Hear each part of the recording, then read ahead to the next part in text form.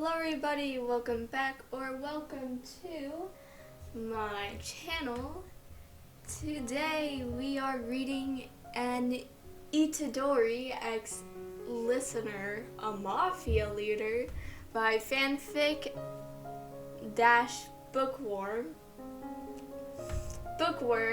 on Wattpad. I hope you all enjoy.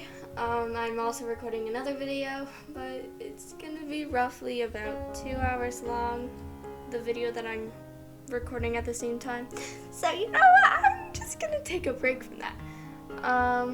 Happy Pride Month. Sorry I haven't recorded a lot. I'm really bad at staying on track. But yeah, let's get into it. You knew it was dangerous to walk alone, but you couldn't help it. You loved walking wherever it was quiet. It was one of the things that helped you calm down, but you didn't really get to calm down because a group of men stopped your plans. "Is there something you need from me?" you say quietly, and they all grinned at you, sending shivers down your spine. Your arms got grabbed so you couldn't fight back as a bag was placed over your head, blocking out your sight as you were dragged away. All you knew was that you were put into a car, terrified for your life, and brought somewhere unknown. This was the first for you, but you knew by the way they were doing things who they were. It was one of the Mafia families. There's a lot of Mafia families, but there are only 2 big families, and the ones who took you seem to be one of the big families. You're pushed out of the car with a harsh saying, "Get a move on, lady."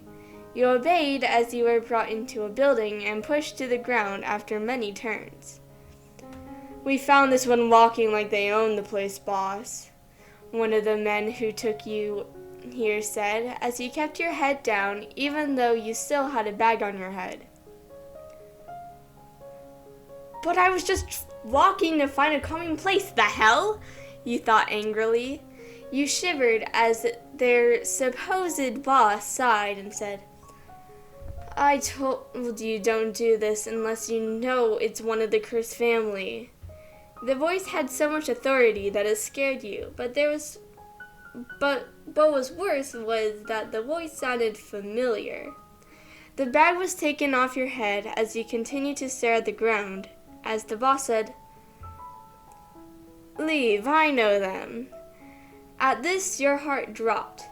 Someone you knew was involved with the Mafia, but it wasn't that uncommon either. The Mafia owned everything around the town, with or without the knowledge of the police.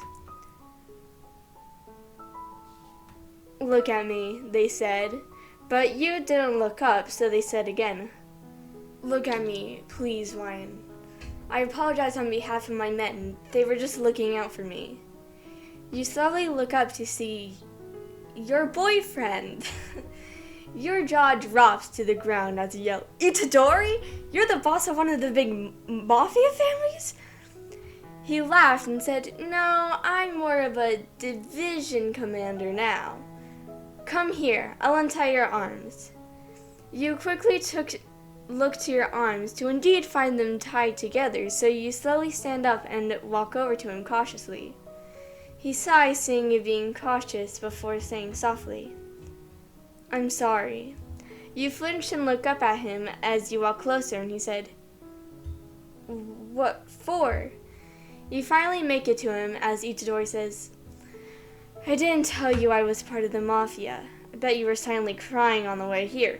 "I was not, you buttface," you growled as your hands were untied. He laughed once again and brought you into a hug before saying, "Aw, my little baby is mad that I'm cooler than them." Itadori said as if it was the greatest thing to say in the entire world. You puffed out your cheeks, completely forgetting your predicament, while you mumble about how he was making fun of you. You pinch his arm, making him stop making fun of you, while you say, "Jeez, I thought I was gonna die, you know. Now I'm just glad it was you who I was taken to." His brows furrow and said, "What do you mean?" Well, if it were anyone else, I'd probably be dead now because I ignored you when you first asked me, and you kept this stuff secret so I wouldn't run away scared. He sighs out of relief before grabbing you and putting you on his lap, where he wraps his arms around your waist, trapping you.